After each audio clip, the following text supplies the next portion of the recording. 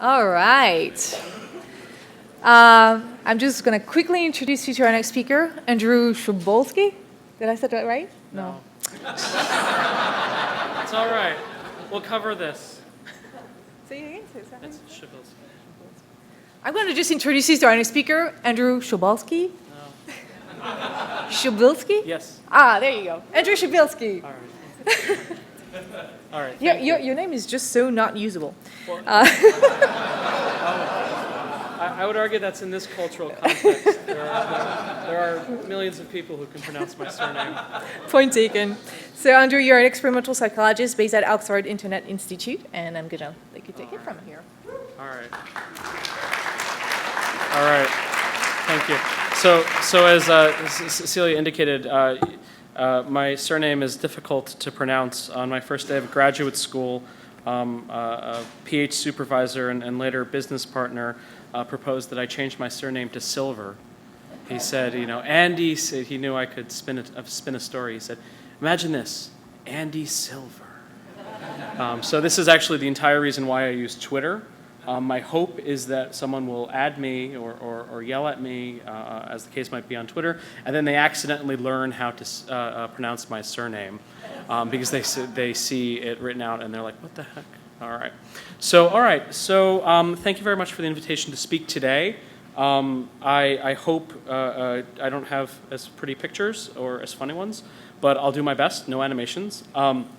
Like Celia said, I'm an experimental psychologist.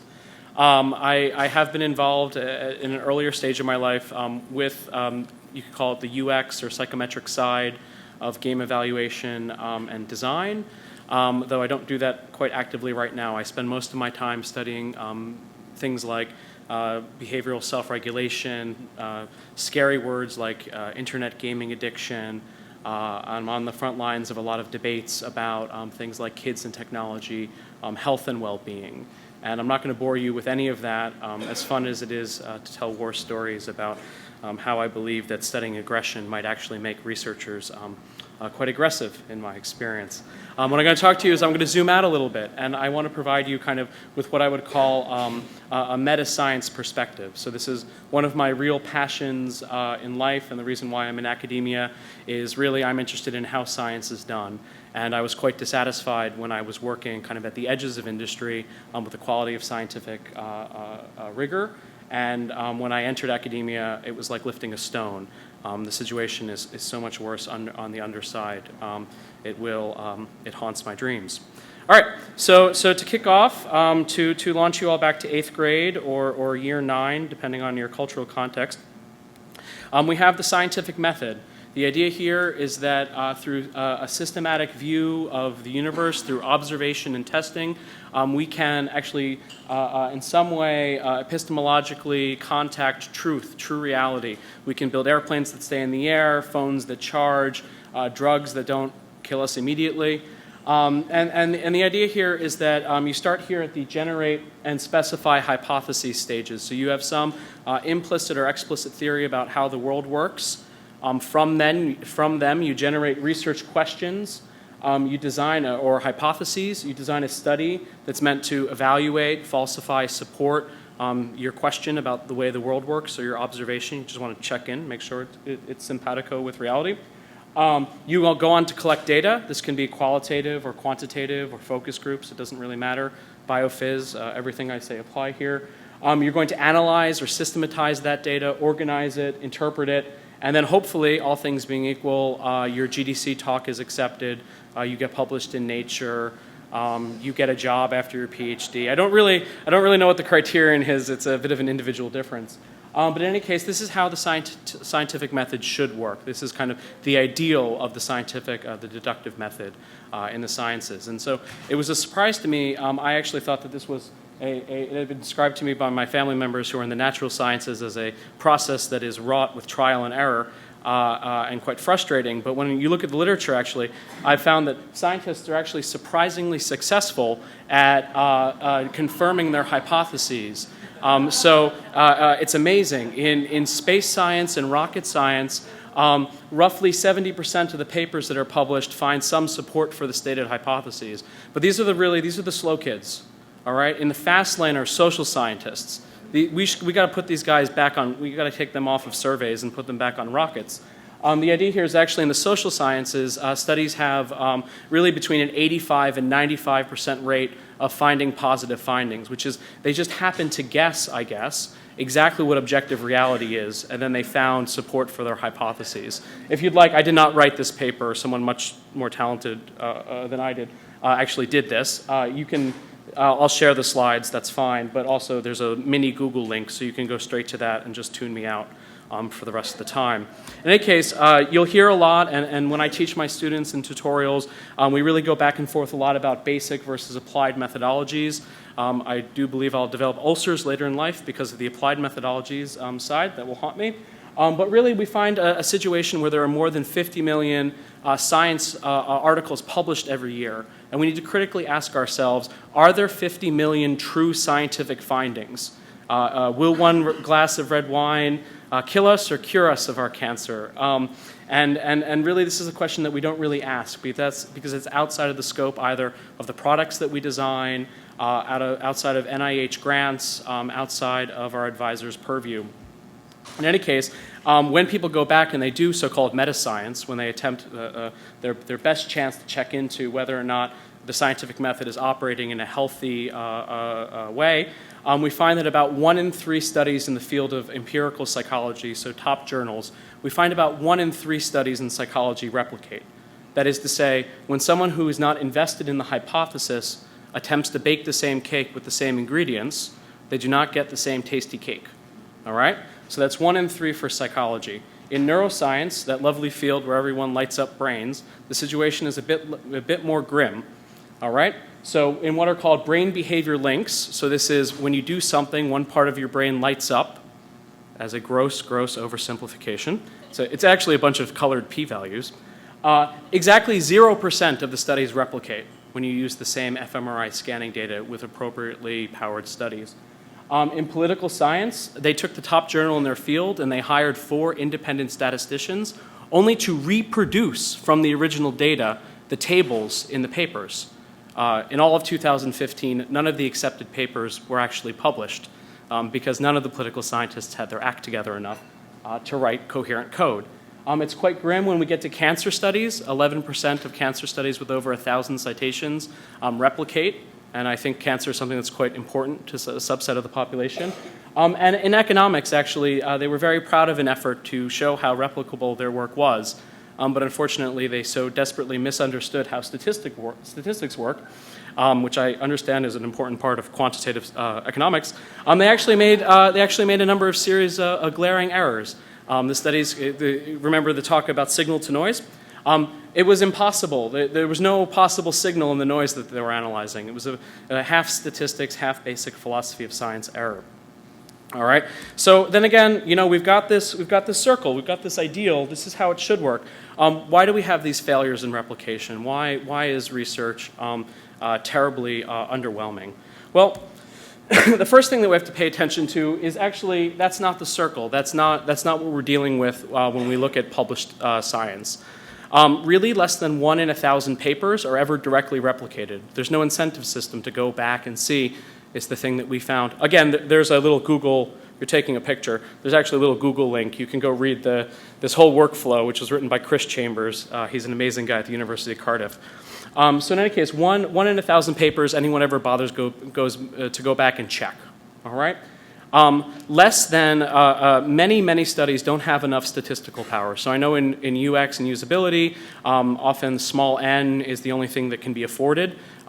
It's a practical constraint for you guys that I respect and I've bled alongside you with in some cases, but there's no excuse for it in science. Most studies don't have the necessary statistical power to actually detect a signal if there is a signal in the noise.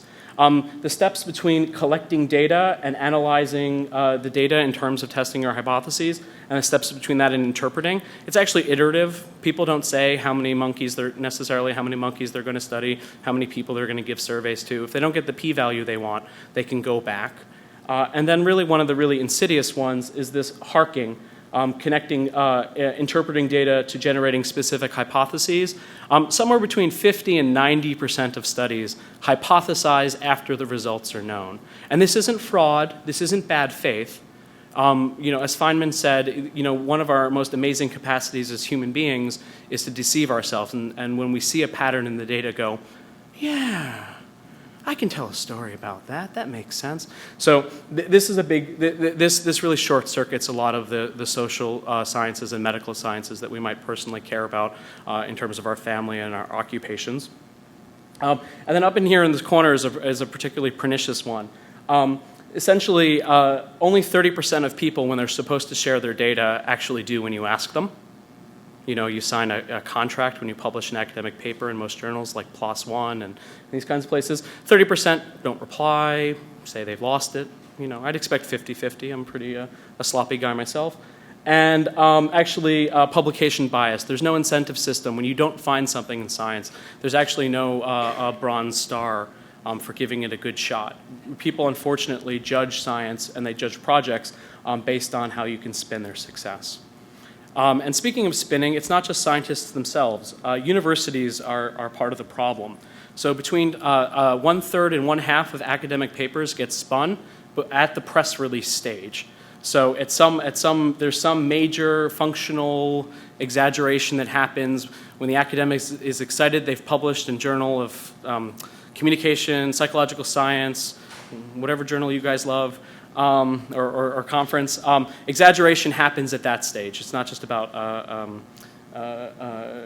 it's not necessarily discipline specific. This is medical research I'm using as an example. Of those, once we get to the article stage, once you've got a write-up in Gama Sutra or in USA Today, about 2/3 offer completely baseless advice. So let's say there was a negative correlation between hours of video game play and a child's self-reported happiness. That actually goes on to say, and so your kids should stop playing video games because they're bad for you. And then you look at it and said, oh, you know what? It wasn't a study of students. It was a study of college freshmen at the University of Iowa. And so that's an example of the 9/10 of studies that actually improperly generalize from their research subject pool. And then at about 80%, if it's a correlational study, about 80% of the time, they'll say, X and Y were correlated, and then they'll assign a causal direction in the effort to tell a story. So this is a bit grim, and I don't want you all to off yourselves or ignore science or stop funding it. Please continue funding science. But I will say that you can, in your own way, I'd like to give you guys a bit of a toolkit, and sorry, when I say guys, I mean guys and lady guys. I'd like to give you guys a bit of a toolkit about, in the spirit of that I'm in the United States and everyone gets stars. There are 3 kinds of stars that you can assign to the research that you might read. The bronze stars, you have to ask yourself, given the hype that's surrounding something that's relevant to you as a parent, as someone in industry, as someone who's making decisions about budgets and allocations of resources, is it worth it? The bronze is not worth it, probably. Among them are the opinions of people who you know, an exciting Gama Sutra post or a post-mortem or a white paper from an organization that claims to have cracked fun. This happens with some frequency, I'm told.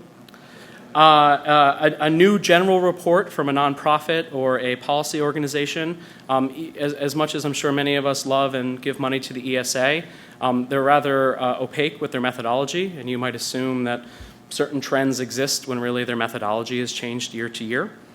So we might not always trust them. And certainly I would be very skeptical of studies that only ever appear in book chapters or in edited volumes, because they certainly, there was very little control over the connection between their methods and their outcomes. In silver, things that might be worth your time, papers presented at conferences where there's peer review. There are a lot of problems in science with what are called citations, citation circles is also a problem. Review circles is a very large problem at conferences where everyone knows each other and they pat each other on the back because it's not double blind. Meta-analyses and literature reviews can often be, helpful, but you've got to know who's writing it. Many of these people have established views and they'll bend the data and not share the data that they bend while writing their narratives. And then hopefully, as we turn the corner to gold, a lot of peer-reviewed journal articles might actually be good, and there's a lot of really promising things going on in that space in the last, let's say, 10 years. Stuff you can trust, all right? If a researcher does a peer-reviewed paper or peer-reviewed presentation, and they identify what were their exploratory hypotheses, so what was their tea leaf reading, what did the data let them, what did the data tell them? If they say that those hypotheses and those research questions were exploratory, you can get it. They were kind of casting about, and what they found might be kind of cool. All right? Or they could say confirmatory, which is to say that they've registered their hypothesis in advance of data collection, and you might actually be able to base a product or a subcomponent of a product on what they've done. Open science peer-reviewed work is amazing when people share their data, their code, their materials as a condition of acceptance. That allows that circle that I showed you before of the deductive method, that actually allows that circle to generate new knowledge, and instead of stepping on each other's faces, we can stand on each other's shoulders. And then peer-reviewed work that is open science and pre-registered. So there's a number of initiatives for public clearinghouses of social science and natural science research that can really potentially improve things. And I'll get into a little bit more of that in a second. So what do you do with these medals when you see something that might be neat or exciting? First of all, please, if it appears neat, clean, or tells a great story and is in an academic journal, I promise you it's very likely to be useless. Let's say 90% chance plus or minus 5%. Trust me, statistics, you know. You have to assume that scientists are not a special category of person. They're fallible political human beings. Assume, even if they're fallible, that 50% of all published research findings you read, flip a coin, they'll be false in 10 years. Don't stop at a press release or often when a news article covers something that would be relevant to you, it doesn't link to the direct article. And maybe you'll get back to the press release, but you can find the author's name, then you can pop on Twitter. Not that I think it's a good idea to do any kind of piracy, but you could pop onto Twitter and you could go to ICANN and you can ask for a journal title, if the request a journal article, even if the author doesn't directly send it to you or acknowledge you, you can put the hashtag ICANN has PDF after it. And people are generally pretty helpful in the academic world to turn that around. And assume that you're allowed to and you're entitled as a member of the public to ask direct and clarifying questions because in some way someone paid for it. In terms of what to look for or what to ask about, you have to ask yourself always, was this research peer reviewed? Is it gray literature? Is it essentially copy? Thank you. Is it just copy? Is it just marketing material? Are you just reading the press release? You have to ask yourself, how did the scientist describe their hypotheses or research questions? Did they say they were exploratory? Did they say they were confirmatory? Or did they just ignore that altogether and they just magically knew how the data were going to come out? If they don't, if they're not explicit, that's a big warning sign. And it's something that you should make sure that everything else comes with heaping spoons of salt. You have to ask yourself, is the data open or closed by default? Can you access the actual data? Can you read the actual research? And if it claims to have a confirmatory hypothesis, can you read what the hypotheses and research questions were and the sampling plan were before data collection? So that sounds also great and scary. And that's what you have to do. And I'm going to talk a little bit about what I'm trying to do to make this better. I said that one of the corners of that of the circle was suppressing null results, suppressing studies that don't work, often called second stringers in terms of the attributions that are made of people who can't find p-values that are magically below 0.05 all the time. What I do is I put my money where my mouth is. So I've opened a special track for pre-registered reports in, say, the Journal of Media Psychology and a few other outlets. The general idea here is to kind of disentangle the scientific method from this and bring it back to this. So instead of having a system in which people are rewarded for showing telling a nice story and having a string of p-values that fall below an entirely arbitrary threshold of which the assumptions behind the statistics are routinely violated, what we do is we break it into 3 stages. In stage 1, people write essentially the introduction of their paper. They write their hypotheses, their theoretical background, whether or not it's going to be data-driven or theory-driven. They provide their materials, their stimuli, everything they're going to do. They analyze whether or not they have half of a chance in hell of actually detecting the effect they think exists. And they submit an analysis plan. So they kind of write the first third of the paper. Then that goes out for peer review. And it receives review before the results are known, before the results are in. It gets revised, it gets resubmitted, it gets rejected, just as you'd always have. But you've got none of the fluff, you've got none of the hype that could distract a reviewer. Sorry, I'm getting into the weeds a little bit. And then, providing that, you as a researcher receive a conditional acceptance. So if it is accepted, what you do is you then go out and do the study. And you get your publication, you get that 1 inch closer to tenure or whatever you want, whatever your fondest dreams are in academia. But the general idea here is that you have to follow through. Your data have to be open, your materials have to be open. If you remove a participant from your study because they got nauseated, you say so. You don't just reduce the overall reported N and just keep it to yourself. So I only have a few more minutes, so I'm going to point out what I think that you guys can do, guys and lady guys. I think that I would love you all to please reread Richard Feynman's Cargo Cult Science, just as an activity. It's only a few hundred words, but it will remind you all, hopefully, about what you're looking for from science when you want to wrap it into your work in games. And it'll help you understand what's happening when some scientists are selling you something that's a pretty story and not falsifiable empirical knowledge. I think that you should take a page out of the book of some medical science companies and carefully pilot basic science principles that seem obvious and seem intuitive. Ideas like, I don't know, flow or immersion or these amorphous topics that are very unlikely to actually exist. Make sure that you have your own homespun wisdom and your own basis before you go spending money on piloting. I want you all to demand and support open science. You don't have to write checks because that introduces conflicts of interest, but it really comes down to asking for not more science at your conferences, not more science at GDC, but better science. Essentially allow people to pick up the rocks and see all the ugly. And then they can make an informed decision about whether or not you want that data to inform your work. And you guys have you're sitting on amazing silos of information. And I'm not sure how much of it's covered by your NDAs or how much is covered by your organizations. But really, in the last 5 or 10 years, there have been a lot of really amazing tools created, from GitHub to the Open Science Framework, Figshare, where you can dump a lot of this with some documentation.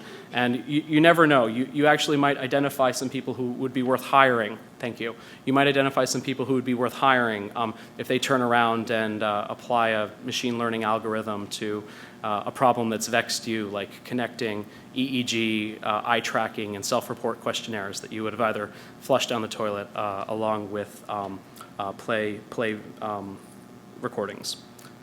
So I guess with that, I'm going to leave a little bit of extra time for questions, and I thank you all for your time and attention.